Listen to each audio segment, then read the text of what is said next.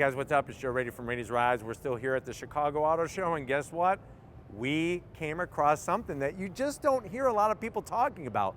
It's this vehicle right here. This is a 2025 Dodge Durango GT. But before we get into this mid-size SUV that possibly brings a bunch of value, let's talk about what's going on here. So when people talk about Durango, they always talk about the Hellcat. Durango Hellcat, Durango Hellcat. Well, guess what? Not everybody can afford a Durango Hellcat, wants a Durango Hellcat, but yet they still want that attitude. And I think this is where the GT falls perfectly into place, because when people think midsize SUVs, I think attitude is probably the last thing that they're expecting to see from a midsize SUV.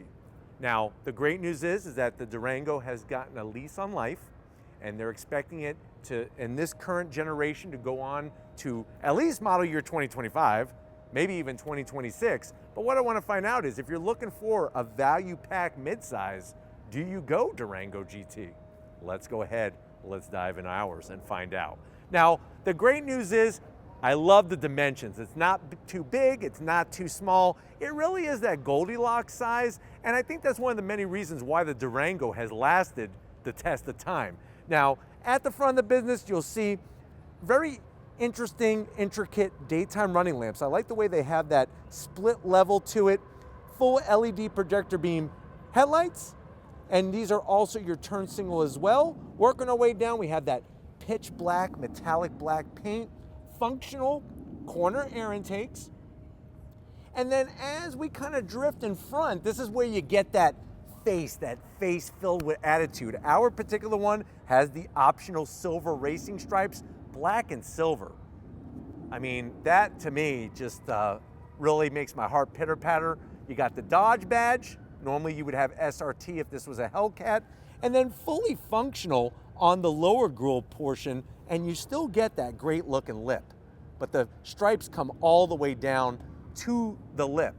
Let me know what you think though about the face. This is a GT with the optional stripe kit. Now, as we rise up, you are gonna get the optional hood as well. We have our center air intake, our heat extractors on both sides, and those stripes go over the top. Really looks great. This is one of my favorite hoods because form meets function, and I just wanna anybody looking at me? I mean, it's a good looking hood. No matter what is underneath the hood, it looks good. Now, when we come around the bend, what are we working with? Wheel and tire setup. You're gonna get these really intricate split spoke wheels. Love the gunmetal metallic gray finish. And if you're wondering what's the size of this wheel, 20-inch wheel. Like the way it's got the silver striping of the Dodge badge. Also, notice everything is painted around the fender openings. How many times do we look at mid-size SUVs and you have the flat black cladding? Blech. This, everything is nicely painted. And of course, you can get that great all-wheel drive. Now, coming down the side of the vehicle, color matched on the mirror caps. A little bit on the larger side, the turn signal is not my favorite, but still it's nice that it's there. You're gonna get color match on the door handles, and I like the way everything is just painted in flat black on the window frame treatment. But that nice sparkly finish, roof rails with a little bit of flat gray. From the side, you could see the overall dimensions. And what's great is you could get a Durango GT 2-row or 3-row. It's your choice. Coming towards the rear, everything, like I said, nicely painted around the fender openings. Even the way that they do the rear quarter window. Look at the way it's sunk in. No need for trim around it. And it's got that nice flared fender. And then we get to the tail end of the business. This is where it looks good. Nice roof spoiler with that metallic pitch black color. You do have an exposed wiper. I am gonna zonk it. I wish it wasn't there. It would just look so much better. But the stripes, you got your blacked out GT badge. You barely even know it's there. Full LED lighting. On this side, if you ever see this badge, this is the badge for the all-wheel drive. It's got the number 4 with the Dodge double stripe there. And then of course, working our way down to ground level, you do get exhaust finishers on both sides. Nice slash cut on both sides, and you can tow. You actually have a class leading over 8,000 pounds worth of towing capacity with this vehicle. But why don't we go ahead, let's pop the hood and talk about what's underneath it. All right, guys, we got that muscle car-esque hood open. What's underneath it might be not something to get you excited, but like I said, we're talking about value here. Instead of a Hemi, instead of a Hellcat, you're looking at that Pentastar engine. What type of engine is it? That is your V6. So what are we actually talking about in this Durango setup on the GT? You're looking at a V6 that has, like I said, good tow capability. It's a 3.6 liter V6, 295 horsepower. It's made it to an 8-speed automatic transmission, 0 to 60 in 6.4 seconds. You can tow standard 6,200 pounds. If you get a Durango with the tow and go package, that bumps it up to 8,700 pounds. And what's nice about the GT is you could get it in 2-wheel drive, which would be rear-wheel drive, or like ours, which is all-wheel drive. That gets the power to the ground, all 4 corners. But like I said, it may not be for everybody, but neither is a Durango Hellcat. But when you think about the numbers, what do you think about that towing capacity? Why don't we go ahead though, let's get inside and see if we could sweeten the deal with some technology. All right guys, we are inside this 2025 Dodge Durango GT. Now I know you're saying to yourself, well Joe, we know it doesn't have a V8 underneath the hood, but what about pricing? Well, that's the important thing. That's why we're doing this review, is not to tell you about 710 horsepower. We've already told you about that in the Durango Hellcat. What's crazy about the Durango GT is that it starts at $42,000. I mean, at the end of the day, for a midsize SUV, that's not a lot of money. But let's see what you get in this particular one. To the door panels. I do like the way they don't go cheap. Soft touch material throughout. You got some nice dark gray trim there. And then some red contrast stitching. No gloss black around the switchgear. Door pocket is a little tight, so maybe just 4 Pop-Tarts and a bottle of chocolate milk. That's about it.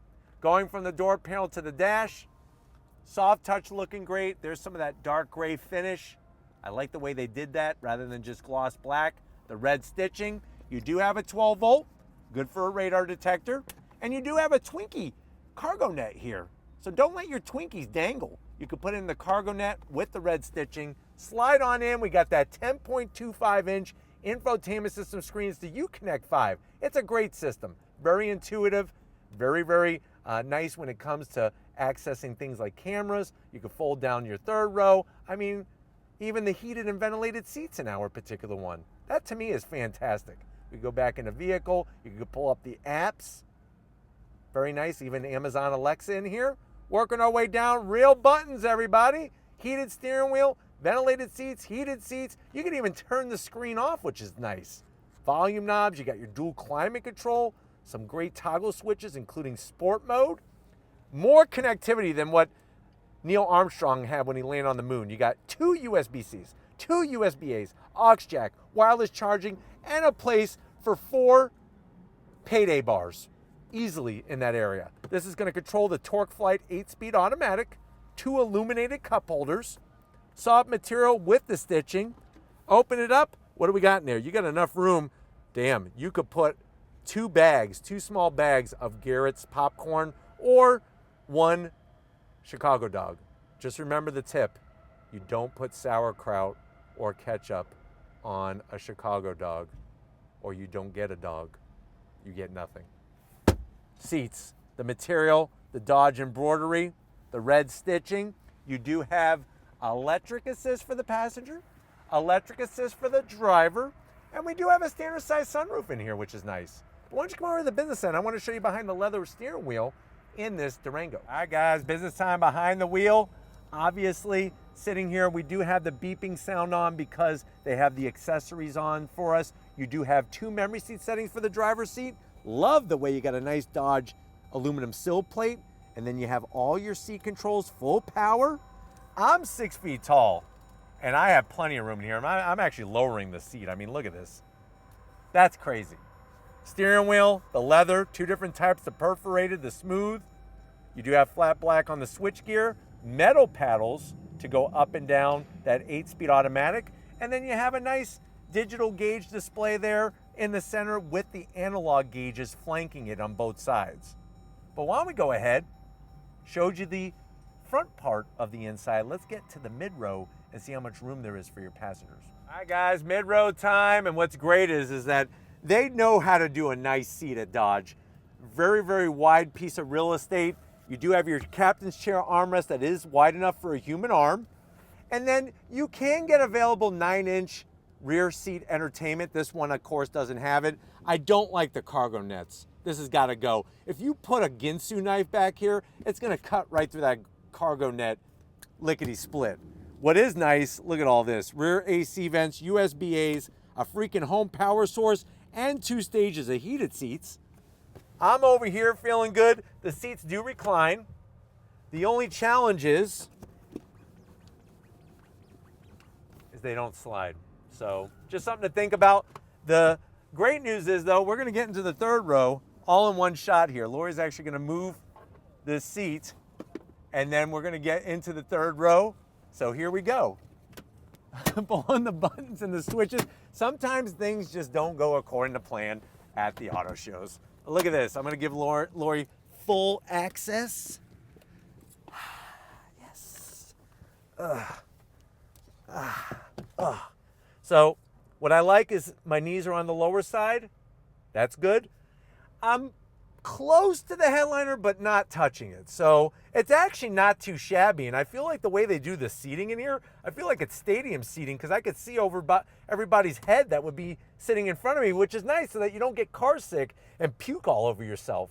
Nobody wants to go with their friends to the movies, let's say, get in a Durango and then puke on yourself. That's not fun. And they did the same quality material as they did the other seats. So that's really nice. And you have your cup holders. No connectivity back here, but I'm okay with that because the comfort is actually quite surprising. Let's go ahead, let's get into the cargo area so we can see what you could stuff in this Dodge Durango.